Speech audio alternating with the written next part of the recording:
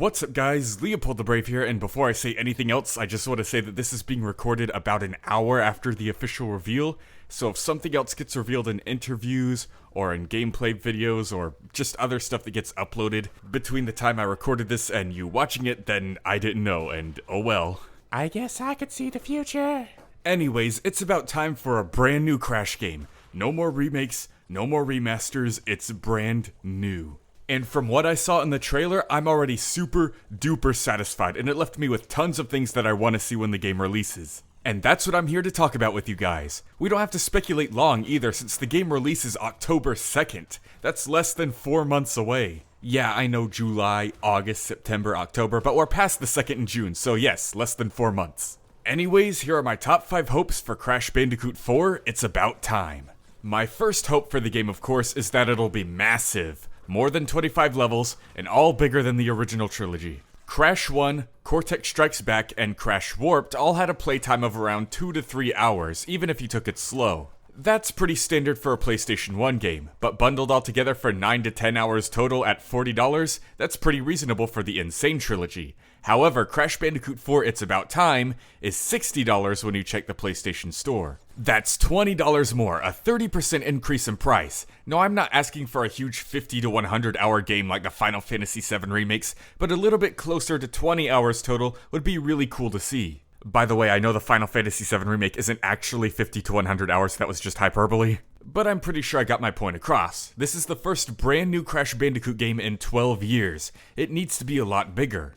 My second hope is for the multiplayer experience to be really good. And that's right, I said that like it was already confirmed, because it is. If you go to the PSN store, you'll see that Crash 4 has offline multiplayer listed for up to 2 to 4 players. It says there's online functionality too, but nothing about online multiplayer. Probably just for time trials or buying skins and stuff. Now, as for the local multiplayer, I'm actually really curious how it's going to work, because if you look at the level design, they're very compact, like the original trilogy, so I'm not sure how 4 players could fit in there. Maybe 2 players could work, but not 4. Here's my prediction. I think they're actually going to throw in a little Crash Bash multiplayer mode on the side. That may sound a bit unrealistic or like too much at first, but it's already been done before in other games. Sonic and the Secret Rings had a whole separate 4-player multiplayer minigame mode like Mario Party. So I could see the same thing happening here, to give the people who wanted a Crash Bash remake a little something. Crash Bash only had like 5 to 6 minigames anyways with just a bunch of variants, so it wouldn't be too difficult to implement. Overall, whatever this multiplayer mode is, I just hope it's fun. My third hope is the most minor one, but I still care about it a lot. I hope there's tons of funny death animations. One of the big things that made Crash Bandicoot what he is how animated he was, through his idle animations, his death animations, and everything in between. And as much as I love Crash Twinsanity and how expressive it is in the cutscenes, during gameplay and the death animations, they're very lacking. The Insane trilogy did a great job bringing them back, as well as giving us a couple new ones, and even some to Coco. So I'm hoping Crash 4 will go all out with them and give us some really funny stuff.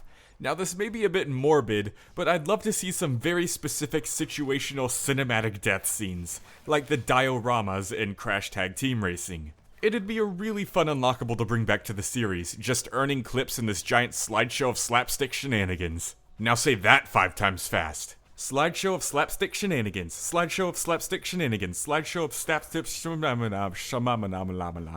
My fourth hope is me just being a little nitpicky ninny, but I'd like them to focus solely on the platforming. One of the reasons I prefer Crash 2 to Warped is because of Warp's overabundance of vehicle levels, and it's also one of the reasons why I don't think Wrath of Cortex is underrated, because it also has that problem times 2. Don't get me wrong, I still think the vehicle levels are super fun, but I've always been more of a fan of the core platforming. And now with a bunch of brand new different mechanics like all the different masks, rail grinding, rail sliding, I want to see them all used to their full potential. Now I'll gladly welcome any motorcycles, jet skis, or hoverboards, or whatever they decide to throw at us. I'm just hoping that we don't have to deal with them every 2 or 3 levels.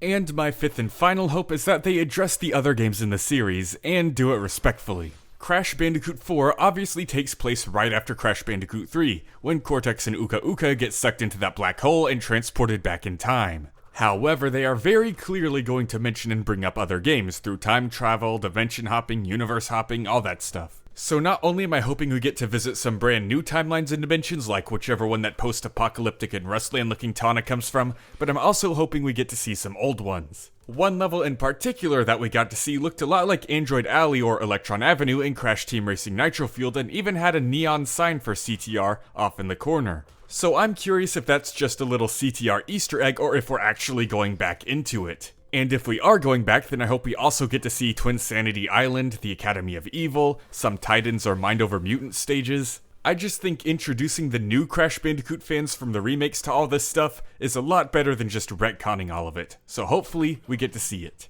Overall though, I'm extremely excited for Crash Bandicoot 4, it's about time. Let me know what you guys think and what you guys hope to see in the game. See you guys next time. LeopoldTheBrave, out.